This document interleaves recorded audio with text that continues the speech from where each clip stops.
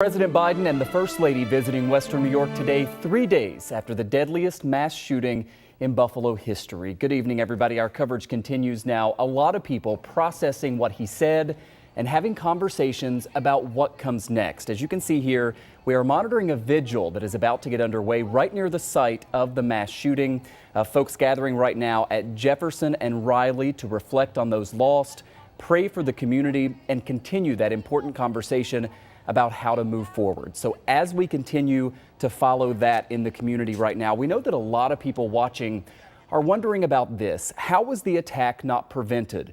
We do have so-called red flag laws. Was there a failure in the system? We have an in-depth look at that coming up this half hour.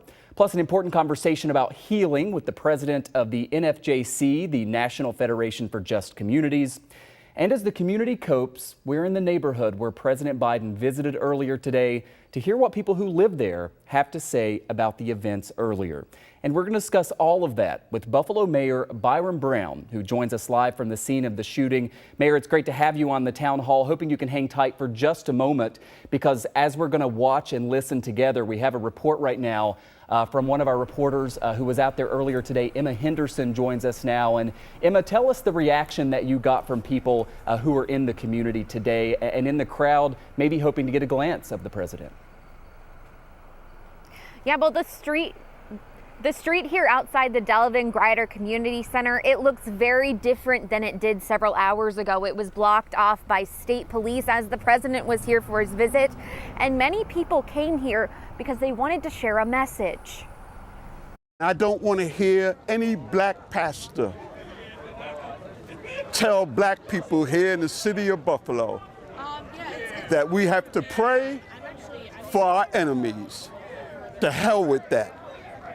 That young white boy was taught to hate black people by older white people. A mix of anger, excitement, and sorrow carried through the crowd outside the community center. And when things got tense, peacemakers knelt in prayer, then stood shoulder to shoulder next to state police. Women from the church across the street are hopeful Biden's visit will show others he cares. We need a plan to stop all this violence. We can't just get on and say, we're going to pray and we got to do this. We need action. We need action to be done, and we need to see the changes here in Buffalo.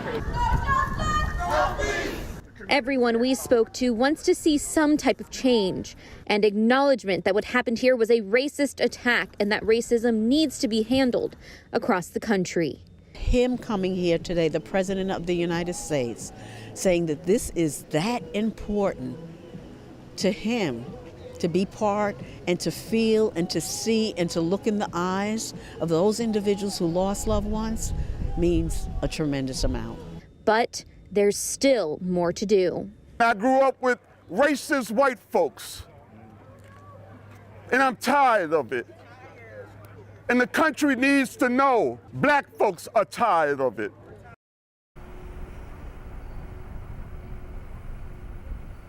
While much of the crowd that was here was excited to see the president and wave at him as he drove away back to the airport, there were still very important conversations about racism and the things that need to be done for the community to heal while they were waiting.